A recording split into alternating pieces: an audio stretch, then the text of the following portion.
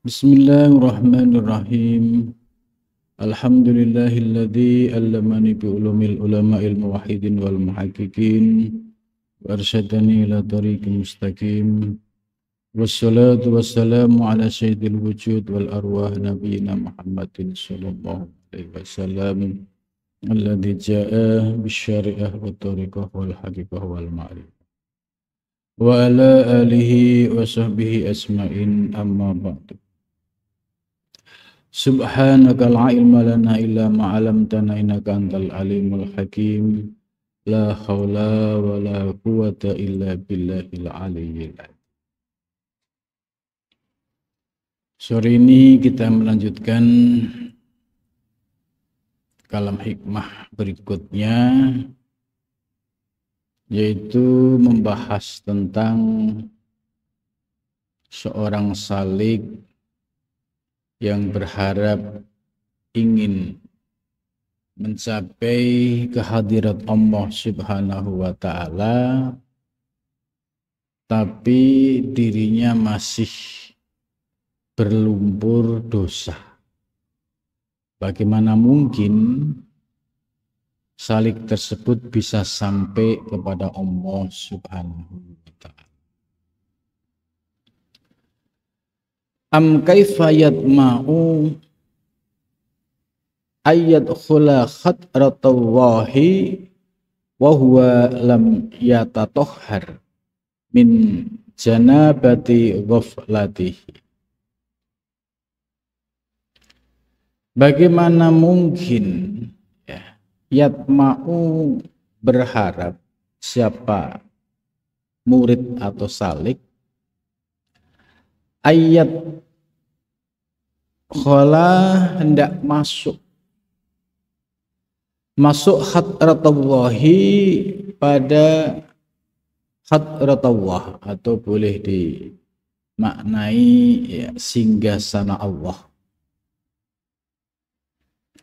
Wahwa, sementara dia lam yatatahhar, tidak mau menyucikan diri, min janabati ghaflatihi, dari sinabat kelalaiannya. Maksud dari makalah ini, kita bisa mengambil inspirasi dari makalah ini terkait dengan kehidupan anak-anak muda, remaja, para santri, para salik gitu. Itu bisa mengambil inspirasi dari makalah ini. Misalnya ada seorang pemuda, dia ingin bermaksud bisa masuk ke sebuah istana, sementara dia tidak punya persyaratan-persyaratan untuk masuk ke istana. Contoh kalau zaman sekarang itu punya ID card yang dikeluarkan dari pihak istana, sehingga ketika seseorang masuk dari pintu penjagaan ke pintu yang lain, itu mendapatkan kemudahan akses. Kenapa mudah? Karena punya persyaratan. Begitu juga seorang pemuda, dia tidak memiliki persyaratan tapi mimpi ingin bisa sampai ke istana. Padahal dia sekolah males, kerja males, semua serba males. Sedangkan orang-orang yang bisa ngantor di istana itu adalah orang-orang yang memiliki persyaratan, ya, lulus tes, memenuhi kualifikasi, dan tentu ya, tesnya itu ya berlipat-lipat gitu ya. Ya, tidak hanya sekali dua kali. Ya. Dari sini kita bisa mengambil sebuah ibrah.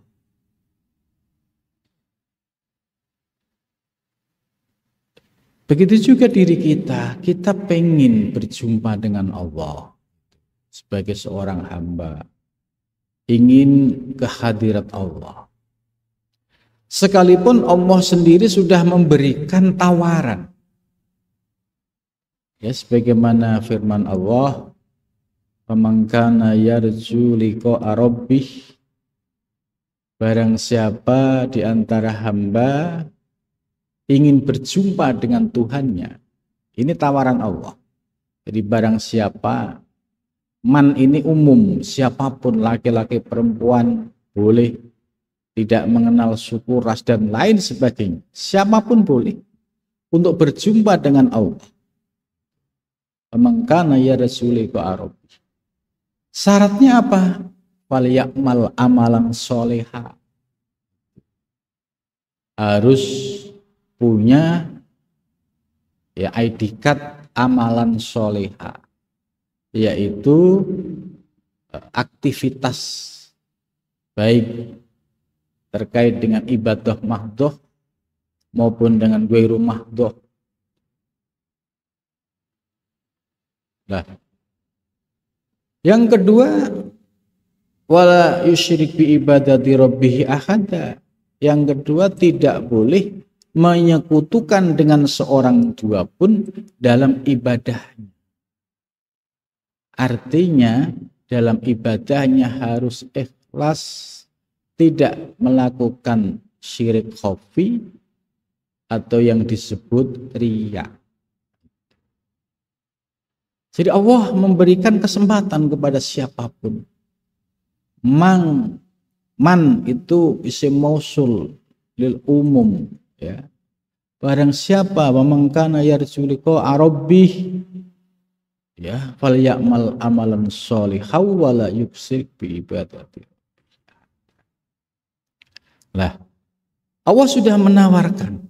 Artinya bagi hamba yang bersungguh-sungguh punya dua syarat tadi, amalan sholihan, ya, dia rajin melaksanakan ibadah, melaksanakan aktivitas apapun, ya, kemudian punya dasar keikhlasan di dalam ibadahnya, tidak ada riak sedikit pun, artinya hatinya sudah bersih. Maka orang-orang yang memenuhi syarat inilah yang akan bisa liqa arabbih, berjumpa dengan Tuhan. Sama kayak ibarat tadi, orang yang dipanggil sampai masuk ke istana presiden, ya orang-orang yang dikehendaki oleh presiden. Ya, tentu ada surat panggilan, ada surat resmi. Ketika surat resmi dibawa, ya, maka pintu-pintu penjagaan itu akan memberikan akses. Nah, perumpamaan ini sama dengan seorang hamba yang ingin berjumpa dengan Allah, tapi sudah memiliki persyaratan tadi, amal solehnya bagus, terus di dalam ibadahnya tidak ada riak sedikit pun. Itu sebagai syarat untuk liqa rabbih. Bagaimana kalau ibadahnya ada syirik, ada riya? Ya pasti ditolak. Ya, sebagaimana dalam hadis, innallaha la yaqbalu amalan fihi misqalu dzarratin min riya.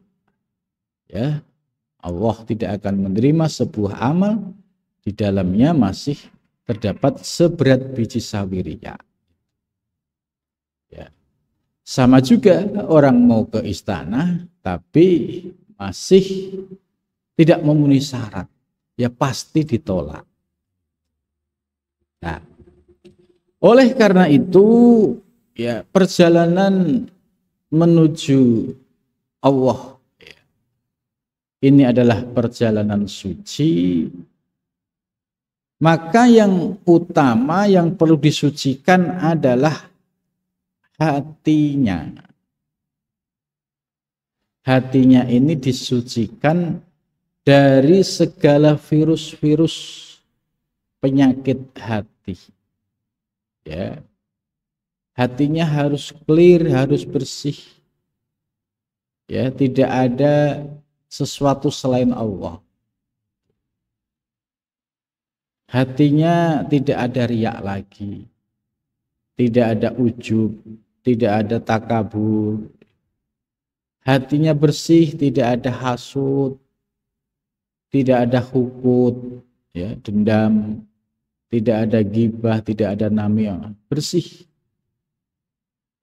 Nah, ketika hatinya bersih, ya, tidak ada hubbul jah, ya, mencintai pangkat yang berlebihan, ya, termasuk hubbul mal, cinta terhadap materi yang berlebihan. Nah, ini semua bisa menyebabkan ghaflah, lalai. Artinya hatinya tertutupi oleh sampah-sampah tadi, kemudian akhirnya tidak bisa mengingat Allah Subhanahu wa ta'ala. Jadi syarat utama untuk sampai pada hadratullah yaitu hatinya harus clear, harus bersih dari segala penyakit-penyakit hati dan juga hatinya clear dari segala sampah-sampah dunia. Ma fi qalbi siwallah.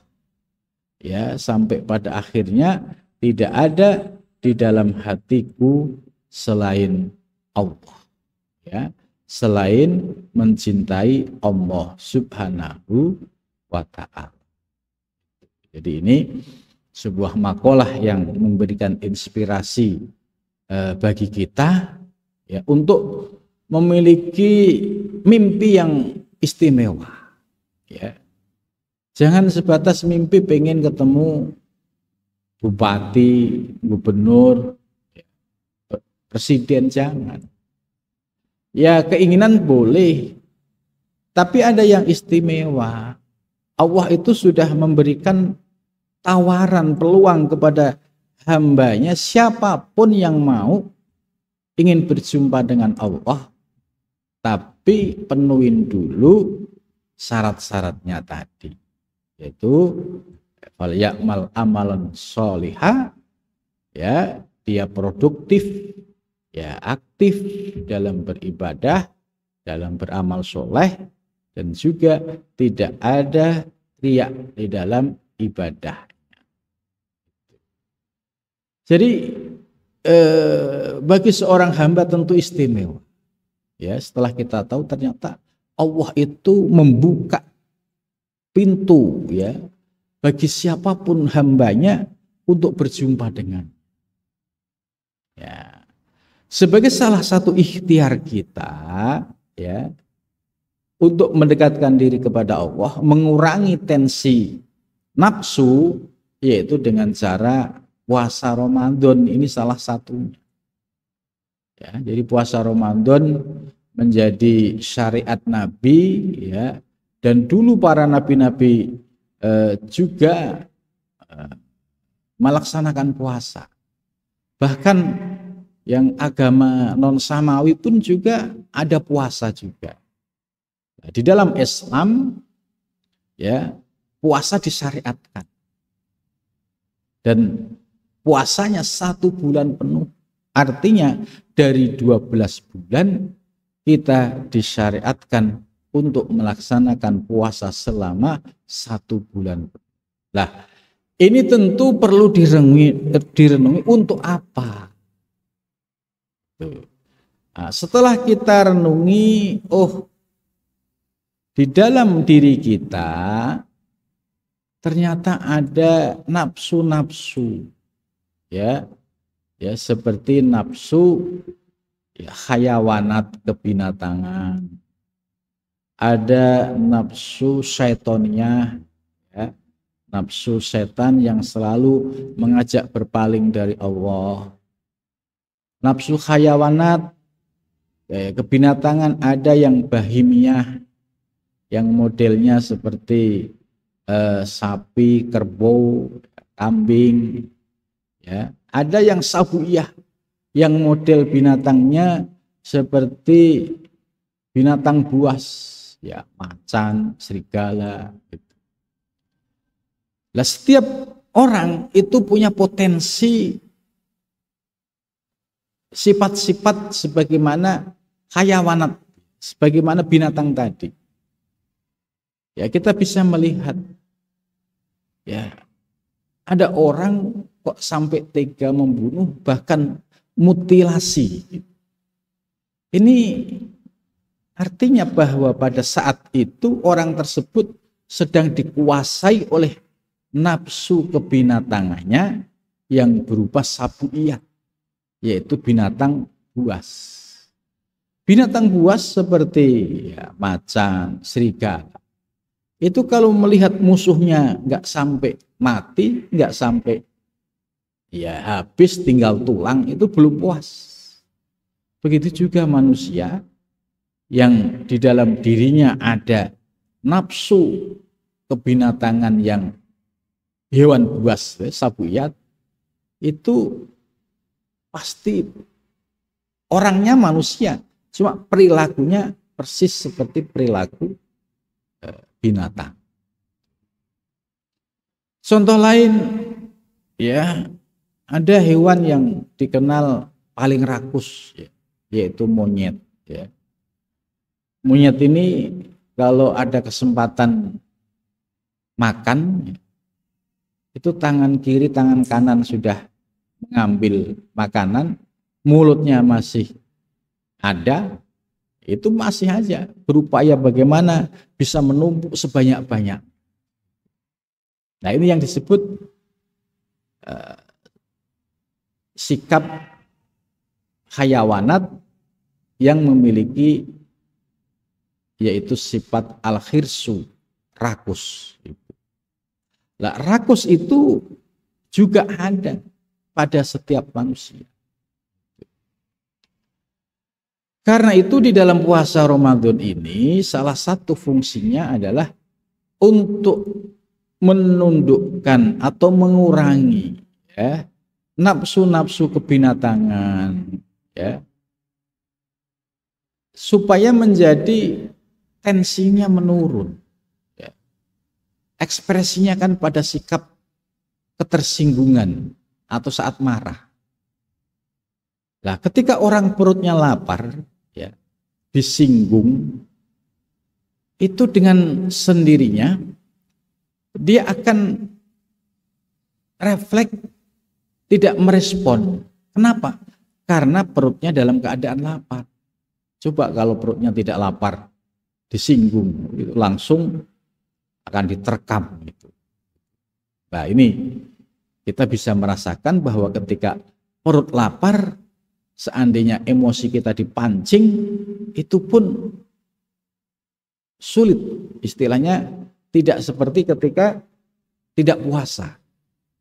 Jadi artinya bahwa puasa ini mampu menjadi peredam, mampu menjadi penangkal, ya, dari perilaku-perilaku, sifat-sifat kebiasaan yang sebagaimana disebut tadi, seperti sifat-sifat binatang.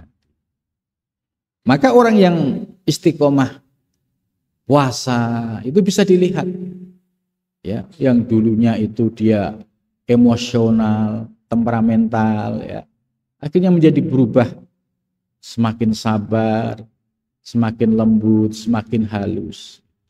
Karena apa? Karena akar dari nafsu itu sudah bisa dikendalikan, yaitu melalui puasa. Terus ada juga nafsu yang selalu mengajak berpaling dari Allah, yaitu nafsu syaitonnya. Itu juga ada di dalam diri kita. Wujudnya apa? Yaitu bisikan-bisikan negatif, ya, seperti riya. Kita ibadah mau riya atau tidak itu nggak ada yang tahu. Hanya akan terlihat indikatornya. Kalau dia ada banyak orang nampak semangat, kalau nggak ada orang jadi lemes, nggak semangat. Nah ini berarti ada unsur riya. Nah orang yang sudah terlepas dari riya, ada orang tidak ada orang dia tetap ibadah. Ada orang tidak ada orang dia tetap istiqomah. Kenapa? Yang dipandang Allah Subhanahu wa ta'ala. Nah, riya ini orientasinya dia hanya pengen dilihat oleh makhluk, pengen diperhatikan oleh makhluk, pengen dipuji oleh makhluk. Gitu. Maka nafsu yang muncul di dalam diri kita berupa bisikan-bisikan riya tadi perlu disadari bahwa itu digerakkan oleh iblis, ya, yang ada di dalam diri kita melalui bisikan-bisikan riya. Ya, kemudian ada ujub. Ya, sudah kita jelaskan berkali-kali, dan juga ada kibir. Nah, penyakit-penyakit batin ini, yang kedua ini yang lebih dikenal yaitu nafsu syaitoniyah. Nafsu yang digerakkan oleh setan atau iblis yang menjadi penghalang untuk menuju Allah Subhanahu wa ta'ala. Maka cara untuk melawan bisikan-bisikan riya dan lain sebagainya, ya, melalui ilmu, gitu. Dengan ilmu kita menjadi paham, oh ternyata ini riya, oh ternyata ini pamer, ternyata ini enggak bagus, ternyata ini bisa meruntuhkan amal ibadah kita, ternyata ini bisa membuat kita rugi di akhirat. Ini ilmu. Nah, kemudian kita amalkan, ya, bertahap. Untuk bersih dari riya 100% ya berproses, tidak mudah. Mungkin tensinya atau tingkatannya menurun. Yang awalnya itu full 100% riya, kemudian berkurang. Ini namanya yang disebut dengan proses riyadhah mujahadah, menundukkan yaitu nafsu-nafsu yang tercela yang selalu mengajak berpaling dari Allah Subhanahu wa ta'ala. Maka cara untuk menundukkan hawa nafsu yang sumbernya syaitoniyah tadi yaitu dengan riyadhah mujahadah, bisa dengan zikir, bisa dengan qiyamul lail. Ini adalah cara-cara bagaimana kita bisa menundukkan yaitu nafsu-nafsu yang ada di dalam diri kita. Ya. Selanjutnya mu'alif menjelaskan bahwa al-hadrah yaitu kesempatan seorang hamba bisa sampai pada istana ilahiyah. Itu ada kalanya melalui hudurul qalbi. Hatinya itu senantiasa ingat hudur kepada Allah. Ma'arrobi beserta Tuhannya. Lah, hudurul qalbi ma'arrob ini ada 3 bagian. Hadratil qulub yaitu hadirnya hati, ya. Wa hadratil arwah hadirnya ruh. Nah, ini istimewa lagi. Wa hadratil asror yaitu hadrah asror, rahasia-rahasia. Nah, kemudian dijelaskan hadratul qulub, maka kehadiran seorang hamba, ya, yang hatinya selalu ingat kepada Allah, ya, ini bisa dirasakan oleh seorang salik yang hatinya sudah bersih dari segala virus-virus penyakit batin tadi. Itu. Yang kedua, wa hadratul arwah, yaitu hadrah al arwah. Tingkatan yang lebih di atasnya lagi, yaitu lil mustasrikin, bagi orang-orang yang sudah memiliki kerinduan berjumpaan dengan Allah. Nah, ini istimewa.